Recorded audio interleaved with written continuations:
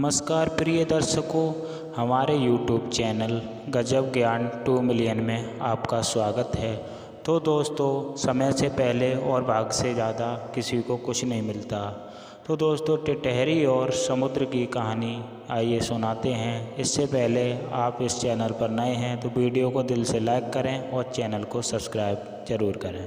तो दोस्तों, आपके घर में धन की कमी कभी नहीं होगी और परिवार में कभी कलह नहीं होगी। ये वो कहानी है जो टिटहरी और समुद्र के बीच की कुछ ऐसी पंचतंत्र कहानी है। इसे सुनने से सारे कष्ट और दुख कट जाते हैं। तो आइए कहानी को शुरू करते हैं। समुद्र के भाग में एक टिटहरी का जोड़ा रहता था। अंडे देने से पहले टिटहरी अपने पति को किसी सुरक्षित प्रदेश की खोज करने के लिए कहा। टिटहरी ने कहा, यहाँ सभी स्थान पर्याप्त सुरक्षित है, तू चिंता न कर। टिटहरी ने कहा, समुद्र में जब ज्वार आता है तो उसकी लहरें मतवाले हाथी को भी चीख कर ले जाती हैं, इसलिए हमें इन लहरों से दूर कोई स्थान देख लेना चाहिए। टिटहरा बोला, समुद्र इतना दुस्साहसी नहीं है कि वह मेरी संतान को हानि पहुंचा सके। वह मुझसे डरता है, इसलिए तू निसंकोच होकर यहीं तट पर ही डेरा डाल लेते हैं। तभी टिटहरी कहती है। समुद्र ने टिटहरी की ये बातें सुन लीं। उसने सोचा, ये टिटहरा बहुत ही अभिमानी है। तभी दोस्तों, आकाश की ओर टांगें करके ये भी इसलिए सोता है कि इन टांगों पर गिरते हुए आकाश का कोई थाम लेगा। तो इसी को बताते हैं कि इसके अभिमान का भाग होना चाहिए। ये सोचकर उसने ज्वार आने पर टिटहरी के अंडों को अपने लहरों में बहा दिया।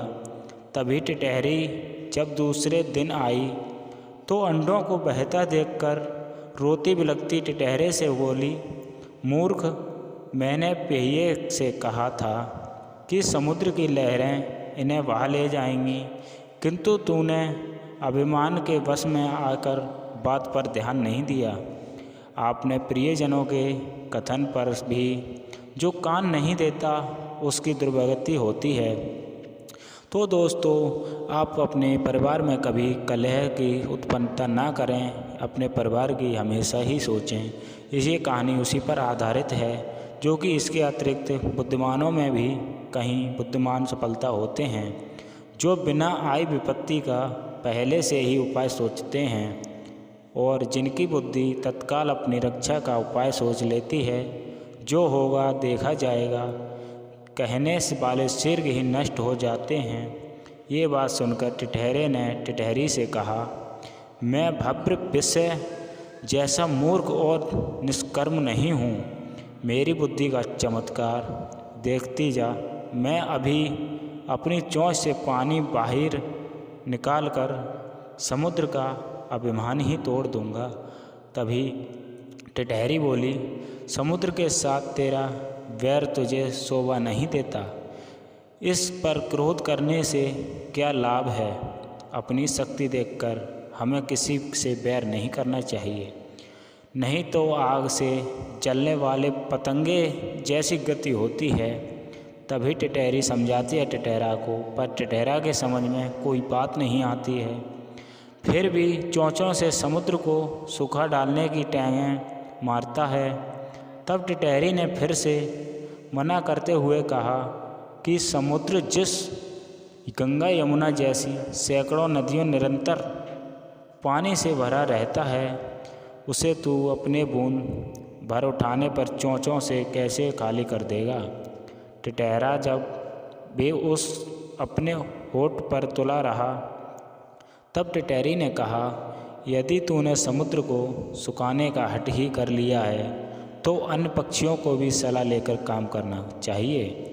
कई बार छोटे दो प्राणी मिलकर अपने से बहुत ही बड़े जीव को ही हरा देते हैं, जैसे चिड़िया, कठफोड़े और मेंढक की मिलकर हाथी को मार दिया था। टिटहरी, अच्छी बात है, तो टिटहरी की बात टिटहरा के समझ में आ जाती है। तभी मैं भी दूसरे पक्षियों की सहायता के लिए समुद्र को सुखाने का यत्न करूँगा। ये कहकर उसने बगुले, सारस और मोर से ये कहा, अनेक पक्षियों को बुलाने की अनुमति कर दी। तभी दुख कथा सुनाई। उन्होंने कहा, हम तो अशक्य हैं, किंतु हमारा मित्र गरुड़ अवश्य इस कथा के संबंध में हमारी मदद जरूर करेगा। पक्षी मिलकर गरुड़ के पास जाकर रोने लगे और चिल्लाने लगे, गरुड़ महाराज, आपके रहते हमारे पक्षी कुल का समुद्र ने ये अत्याचार कर दिया, इसका बदला हम चाहते हैं। आज उसने टिटहरे से अंडे नष्ट किए हैं, कल वह दूसरे पक्षियों के अंडों को भी बहा देगा। इस अत्याचार की रोकथाम होनी चाहिए, अन्यथा संपूर्ण पक्षी कुल नष्ट हो जाएगा। गरुड़ ने पक्षियों को रोना सुनकर उनकी सहायता का निश्चय किया। उसी समय उसके पास भगवान विष्णु का दूत आया। उस दूत द्वारा भगवान विष्णु ने उसे सवारी से बुला लिया। गरुड़ ने दूत से क्रोधपूर्वक कहा कि विष्णु, भगवान को कह देना कि दूसरी सवारी का प्रबंध कर लें।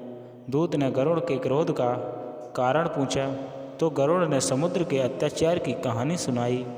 दूत के मुख से गरुड़ के क्रोध की कहानी सुनकर भगवान विष्णु स्वयं गरुड़ के घर पहुँचे। वहाँ पहुँचने के पर गरुड़ की प्राणायाम पूर्वक विनम्र शब्दों से कहा, भगवान, आपके आश्रम का अभिमान करके समुद्र ने मेरी साथी पक्षियों के अंडों का अपहरण कर लिया है। इस पर मुझे अपमानित किया है। मैं समुद्र से इस अपमान का बदला लेना चाहता हूँ। भगवान विष्णु बोले, गरुड़, तुम्हारा क्रोध युक्त है। समुद्र को ऐसा काम नहीं करना चाहिए था। चलो, मैं सभी समुद्र से उन अंडों का वापस लेकर टिटहरी को दिलाता हूँ।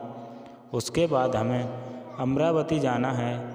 तब भगवान ने अपने धनुष पर अग्नि बाण को चढ़ाकर समुद्र से कहा, दुष्ट, अभी उन्हीं अंडों को वापस दे, नहीं तो मैं तुझे क्षण भर में सुखा दूंगा। भगवान विष्णु की भय से समुद्र के उसी क्षण अंडे वापस दे दिया। तो दोस्तों, अभिमान का असर नीचा होता है। ये कहानी संपूर्ण जनक की कहानी है। इस कहानी को सुनने से कलह उत्पन्न नहीं होती, घर में सदैव सुख शांति बनी रहती है। तो जो लोग चैनल पर हमारे नए हैं वो वीडियो को लाइक करें और चैनल को सब्सक्राइब जरूर करें।